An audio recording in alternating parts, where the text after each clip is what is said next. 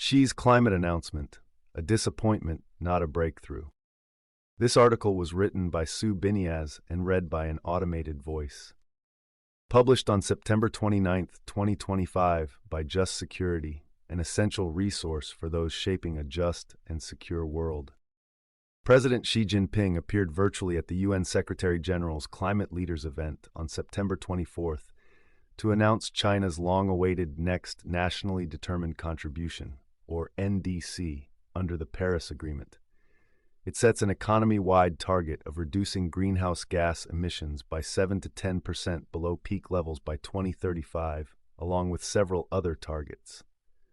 As with many other announcements at the event, it involved headline numbers only and will still need to be formally submitted. The announcement prompted a diverse set of public and private reactions. From the positive, e.g., it's the first time China has committed to reduce, as opposed to simply limit, its emissions of greenhouse gases, to the relative, e.g., well, it's better than the United States, which is withdrawing from the Paris Agreement, to the negative, e.g., deep disappointment at the weak, overly conservative target, missed opportunity to show leadership.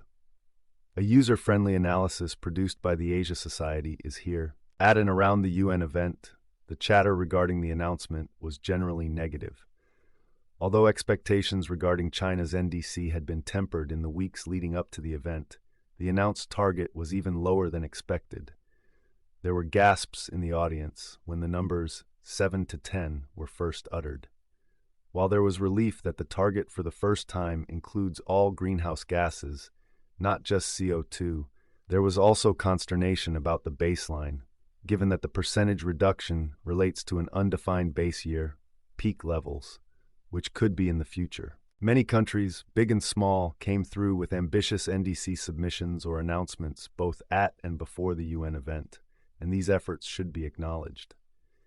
In addition, those looking for hope can point to the real economy, including in the United States, which continues to back up the energy transition, to all the initiatives and other climate-related actions beyond parties' NDCs, to China's history of overperforming its NDCs, and to the fact that the NDCs submitted this year for 2035 are not set in stone, but can and should be upgraded to align with a 1.5 degrees Celsius limit on temperature rise above pre-industrial levels.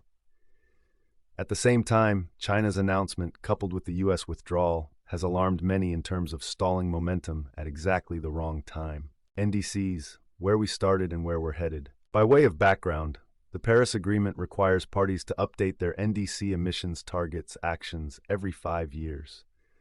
This year's updates were technically due on February 10th, 9 months before the start of the annual COP in Brazil in November.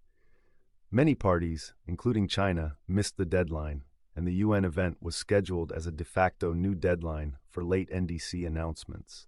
The Paris Agreement itself is highly flexible when it comes to the content of parties' respective NDCs.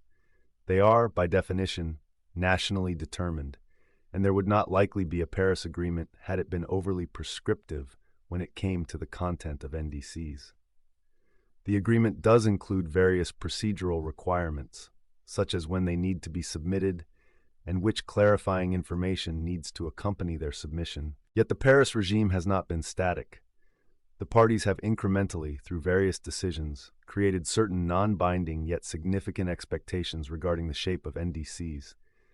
Most recently, the 2023 decision at the Dubai COP encouraged parties to come forward in their next NDCs with ambitious, economy-wide emission reduction targets, covering all greenhouse gases, sectors and categories, and aligned with limiting global warming to 1.5 degrees Celsius.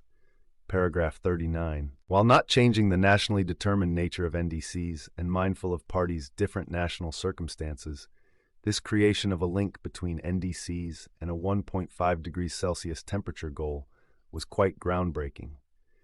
It generated some hope that the country responsible for about 30% of global emissions would come forward with a 1.5 degrees Celsius aligned NDC, particularly given that, in 2024, the G20 members, including China, stated that they would respond positively to the Dubai call. A 1.5 degrees Celsius aligned NDC for China would have entailed a reduction target closer to 30% or even more, i.e., a far greater reduction than the cautious one announced. It is unclear what the implications of the announcement will be for the ambition of other parties, the upcoming COP, and the health of the Paris Agreement.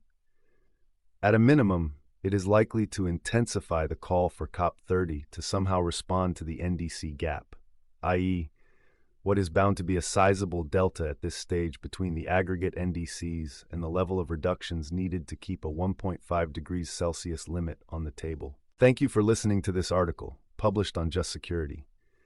To stay up to date on Just Security's analysis of law, policy, and current events, go to justsecurity.org, subscribe to Just Security on Substack, and follow us on LinkedIn, Blue Sky, Facebook, and Threads.